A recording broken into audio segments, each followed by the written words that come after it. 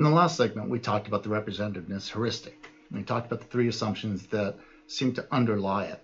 You might think to yourself, well, does this heuristic even work? And it turns out, as long as these assumptions hold, the representativeness heuristic is pretty useful. For instance, the representativeness heuristic is useful in inductive reasoning when we're dealing with a relatively homogeneous population about which the reasoner has experience. For example, if you want to evaluate the probability of Chuck Heston's here belonging to the NRA, you might want to look at his obvious views on gun control. The same goes for when you want to determine if someone's a damn dirty ape or a constitution-ignoring, country-undermining liberal sissy. The representativeness heuristic doesn't always work well, though. Consider the following sequences of rolls of die.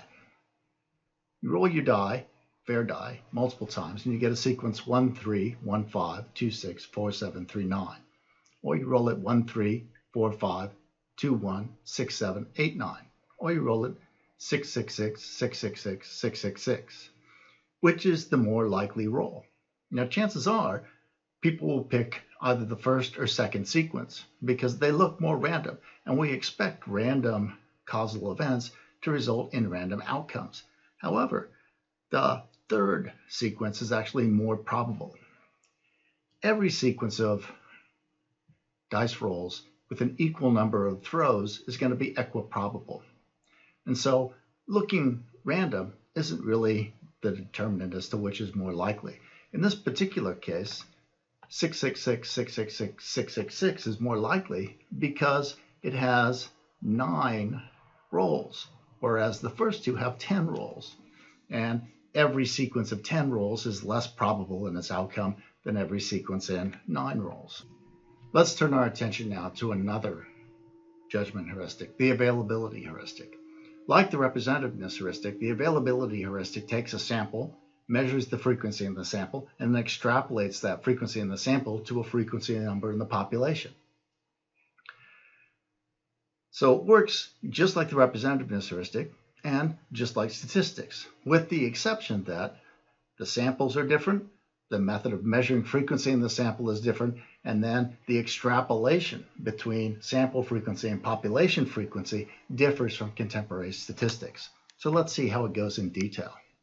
When we use our availability heuristic, we make an estimate of the relative frequency of the occurrence in our sample. That is, all of our experiences in long-term memory. How do we make that estimate? Well, how easy is it for us to recall instances of it? How easy is it for us to imagine it happening? If things are easy to recall or easy to imagine, they must have happened a lot, and hence there's a high frequency in the sample. If they're hard to recall or hard to imagine, they must not have happened very often, and hence there's a low frequency in the sample. Once we have a measurement for the frequency in the sample, we extrapolate to the population, assuming that sample frequency and population frequency are approximately the same. So again, the availability heuristic works by that same inference strategy of going from a sample to a population, just like contemporary statistics and just like the representativeness heuristic. It too has certain assumptions, differs from the other two in the nature of its sample, the nature of the way it measures it, and then how it extrapolates from sample frequency to population frequency. So with our representativeness heuristic, there's an assumption that our experiences, as recorded in our long-term memory, are representative of the population. There's also an assumption that ease of recall or imagination is a perfectly valid measure of how often something occurs in our experiences. It's easy to recall, it happened a lot. It's hard to recall, it didn't happen much. It's easy to imagine, happened a lot. Hard to imagine, didn't happen much. Once we get that measurement for our sample frequency, we assume that it's approximately the same in the population. So let's look at some examples of the availability heuristic at work. So suppose I ask you which is more common in the English language. Words that have T as the third letter, like little or lot or hot. And words that start with T, like truck, tulip, tomato, tornado, and so on. Chances are, and most students who participated in studies like this said that words that start with T are more common in the English language. Words that have T as the third letter, less common in the English language. Turns out it's just the opposite. Words that have T as the third letter are more common in the English language than words that start with T. Why did we make that estimate? Why were we wrong? Well, it has to do with the way that we access our lexical store. Accessing our lexical store using the first sounds of words is much easier than using the sounds of words or the letters of words in arbitrary points in the word spelling.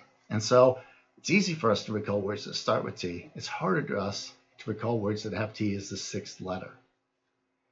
How about this one? Suppose I ask you whether or not violent crime is higher or lower than it was last year, or higher or lower than it was a decade ago. I used to ask my students this question all the time, and invariably what I found was the students tended to think that violent crime was on the rise. For instance, during the period between 2000 and 2008, students consistently reported they thought violent crime was higher, but it was actually on the decline during almost that entire period. Why is it then that students thought violent crime was more common? Well, in this case, violence is salient. So if something violent occurs around you, you tend to remember that more than when you didn't. So if you got mugged, say, for example, walking to the parking lot, you'd remember that night. You wouldn't remember the 100 nights you didn't get mugged. We also have a mechanism that reports violence to us all the time, i.e. the news. And so we get exposed to instances of violence all the time. They're salient to us, we remember them, and hence it's easier for us to recall instances of them, and so we tend to think violent crimes are high. In general, biases of availability are going to arise from the ease or difficulty associated with retrievability or imaginability of instances. If one finds it easier to pull examples of one thing from memory than another, then the first will appear more numerous, even if there are equal numbers of both. We might even suppose that this is what Shakespeare had in mind when he penned in Hamlet.